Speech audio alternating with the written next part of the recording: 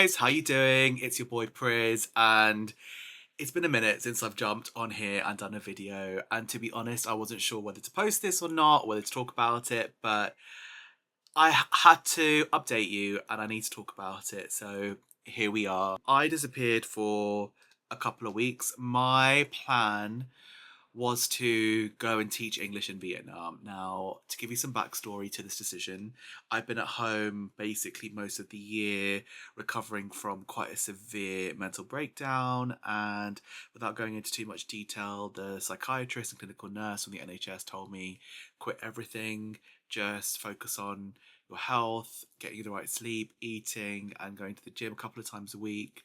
And that's what I did. And I was becoming so frustrated towards the end of it. I definitely healed and it was definitely needed. But it really took its toll on me. I was so bored. None of my friends here at home. I'm getting older. Everyone's kind of left and I'm kind of left to my own devices. And I was like, right, I've got to do something. And I really wanted to travel, but I didn't necessarily want to solo travel. I didn't want to just travel without a purpose. So I was like, right, I'll just find a program that lets me teach English because that'll be fun, chilled out, stress free. I'll meet new people. And I was right and wrong at the same time. And this video is to clear up basically whether you're thinking about doing TEFL abroad, whether it really is for you, and to clear up some of the myths and the kind of misinformation around it. So let's start at the beginning. You will meet amazing people, and I did meet amazing people. There were people from all walks of life, all ages, career changers, people that had just finished university, people that wanted to leave their past life and job and start something new, people that are retired. But I met some amazing people that I would call my friends, and they were between the ages of like 24, 25 to like 30, and they just were the best people, really interesting, absolute characters, like really unique, beautiful, supportive people. And because you're all there together, you all start together, you have an instant camaraderie, you find your family, and it's really like a close-knit group. You kind of grow through something together. And my decision to leave was really hard because I felt like I had been missing like a group of people for a very long time that I could be myself within a friendship group. And I found like really good friends, but everything else just wasn't for me. So going into it, I was kind of ill prepared. I was expecting, for it to be quite chilled.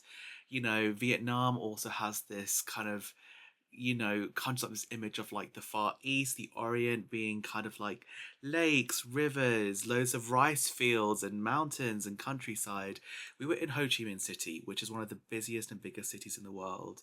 Has a population of nearly 14 million, but also apparently over 10 million motorbikes, which is insane. Nearly as many motorbikes as people, and it is terrifying. It is so busy and so scary.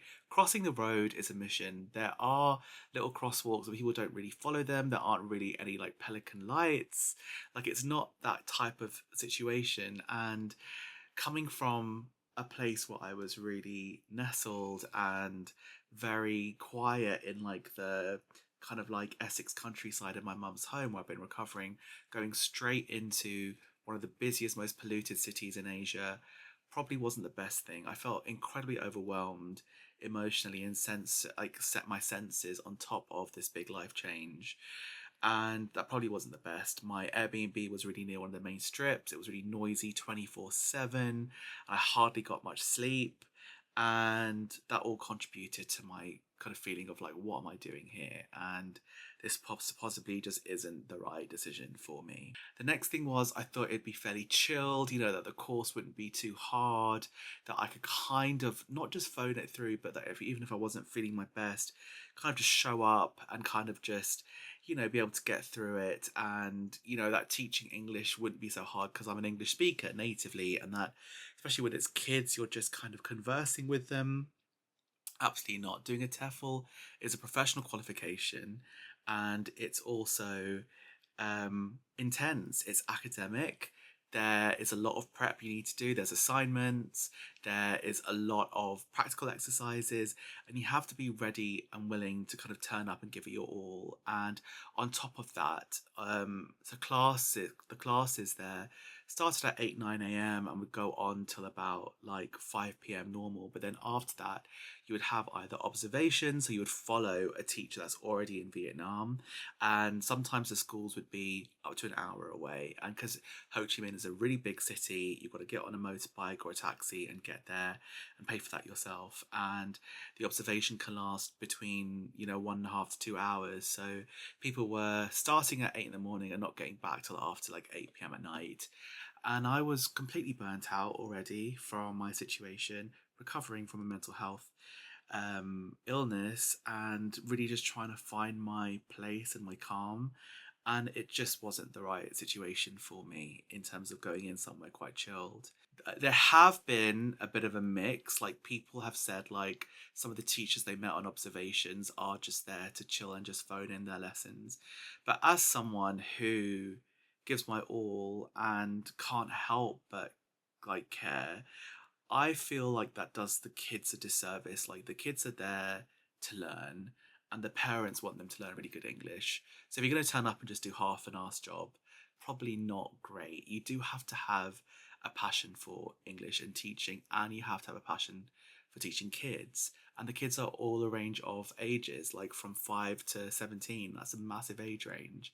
But also with that is discipline. Like, some of the kids are really misbehaved, and there are some teachers that are really lax, but then you wonder how much the kids are learning and what the value is on return. So all these things you have to figure out. So I think before you go ahead and do it, it's really good to get some teaching experience at home or volunteer somewhere locally to see if you think you'd be suited to it. Next thing is not to forget, it's not just, you don't just rock up and just speak English to a few kids a couple of hours a day at a random school. There's a lot of prep involved. Loads of language centres now want to see lesson plans or use their lesson plans or their curriculum.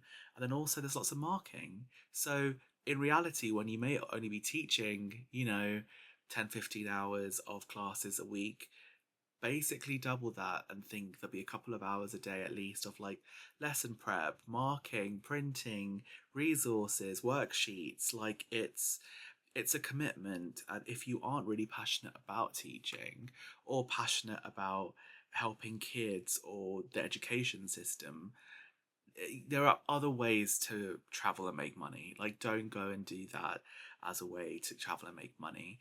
And on top of that, it takes a while. Like, so to qualify on a course is minimum a month if you're doing it really intensely.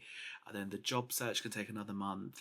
And then on top of that, then you've got to build it up. So you might start part time on 15, 20 hours a week. But then if you want to pick up freelance tuition, or if you want to pick up private lessons or teaching online, they all require experience and to build up a profile and a client list and trust and regularity.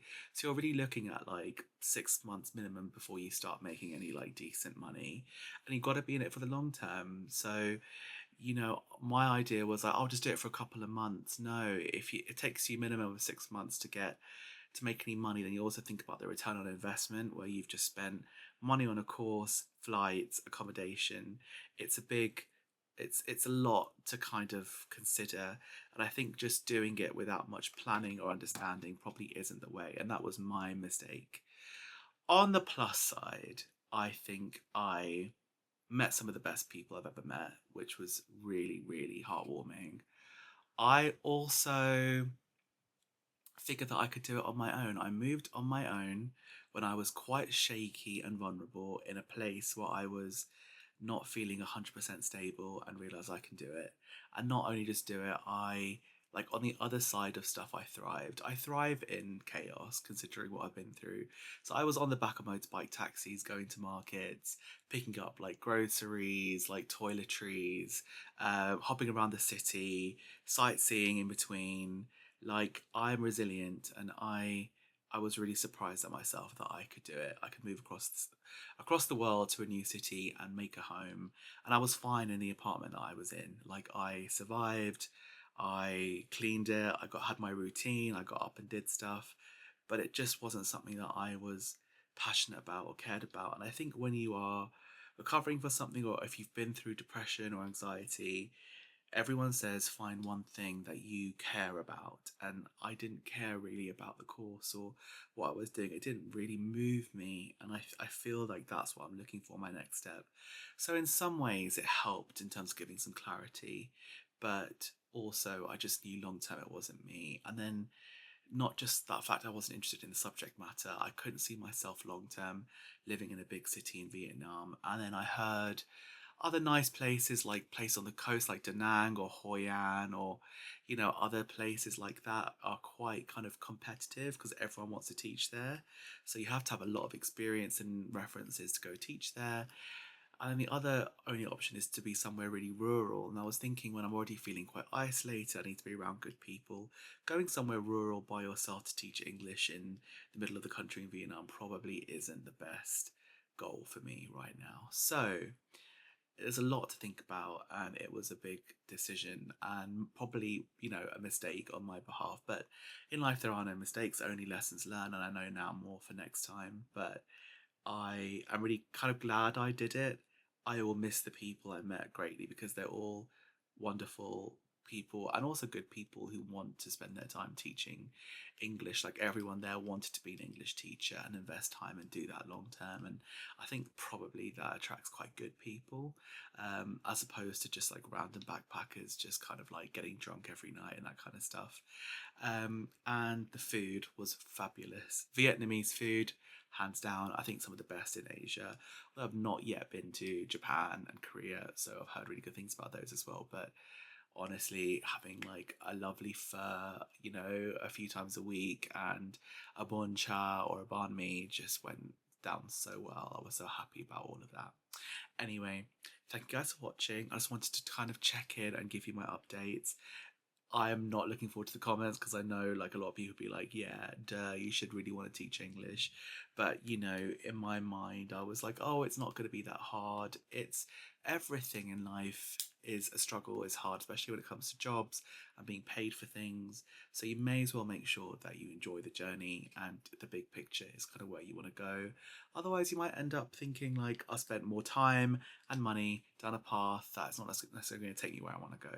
So bear that in mind. But to anyone who wants to go teach English, do it. You would have an amazing time. Vietnam's a really good place to do it. Just for me, it wasn't the right thing.